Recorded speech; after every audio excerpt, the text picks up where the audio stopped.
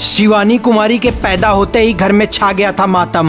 कभी उत्तर प्रदेश तो कभी मुंबई के सड़कों पे संघर्ष किया। शिवानी की जिंदगी किसी तूफान से कम नहीं है। शिवानी कुमारी का एक ब्लॉग लाखों लोगों के दिल जीत लेता है। जब गांव में बेटी की चाहत में चौथी बार भी एक लड़की पैदा हुई तो माँ बाप ने बड़े दुखी मन से उसका नाम शिवानी रखा। ये लड़की बड़ी होकर बिग बॉस में झंडा गाड़ देगी, ये किसी ने नहीं सोचा था। पर कहते हैं ना, जब वक्त बदलता है तो इतिहास बदल जाता है, जैसे शिवानी कुमारी की जिंदगी में हुआ।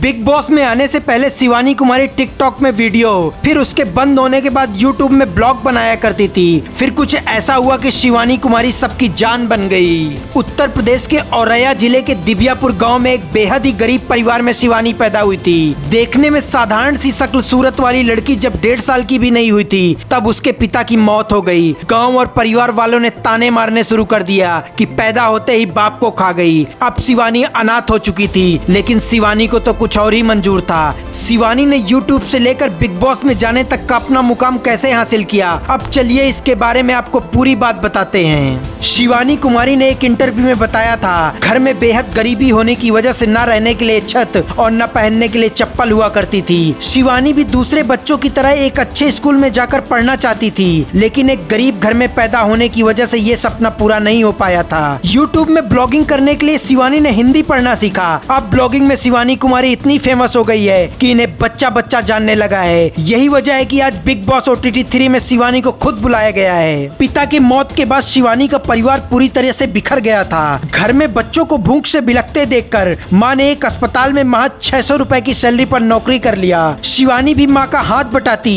और जब भी मौका मिलता वो पास ही के एक सरकारी स्कूल में पढ़ने के लिए चली जाया करती थी। शिवानी ने मजदूरी करके कुछ पैसे इकट्ठे किए और एक प्राइवेट स्कूल में एडमिशन ले लिया, लेकिन बाकी फीस शिवानी नहीं भर सकी तो उसे एग्जाम में भी नहीं बैठने दिया गया।